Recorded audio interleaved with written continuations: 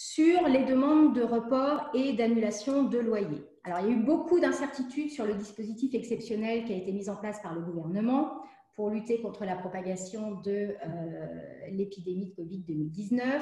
Vous le savez, le premier discours du président de la République a suscité beaucoup d'espoir chez les commerçants en parlant de suspension de loyer.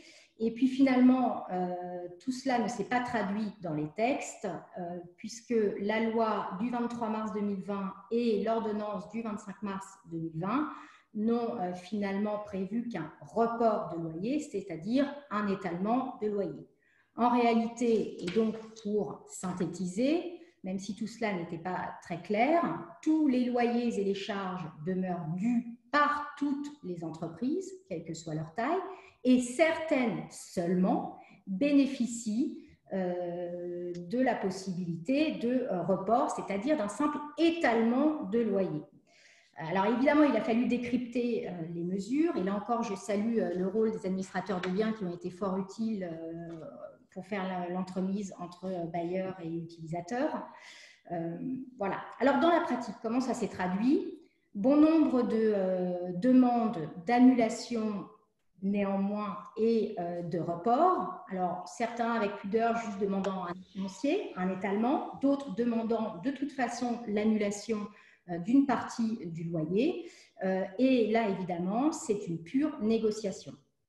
Pourquoi négociation? Parce qu'encore une fois, les bailleurs sont conscients des difficultés et pour certains, il a été possible de mettre en place des avenants, alors avec seulement un étalement de loyer, avec évidemment des précautions, attention aux dates d'exigibilité pour pouvoir permettre aux bailleurs de recouvrer tous ses droits en cas de non-paiement dans les semaines à venir.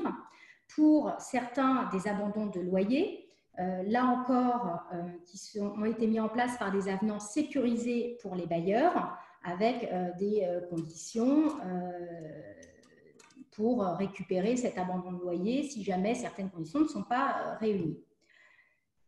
Les lettres types, plus ou moins incisives d'ailleurs de la part de locataires, ont permis aux bailleurs de se positionner. C'est important ce que je dis parce qu'on a vu différents comportements et différentes façons d'appréhender et de solliciter ces reports. Certains locataires ont été extrêmement virulents, extrêmement incisifs, ce qui n'a pas toujours plu à des bailleurs qui ont pu se braquer plutôt que de les mettre en position de négocier. Donc, attention. Mais globalement, beaucoup d'accords ont pu être trouvés et finalisés et régularisés. Il y a eu aussi l'opportunité de renégocier totalement les baux. Certaines négociations, certaines parties ont cru bon de profiter de cette opportunité pour trouver un meilleur accord qui satisfasse à la fois le bailleur et à la fois le locataire sur un timing évidemment qui était favorable pour le locataire à un instant T et qui devenait plus satisfaisant pour le bailleur à un autre instant. Là encore, nous sommes intervenus dans de nombreuses renégociations pour aboutir à de nouveaux accords.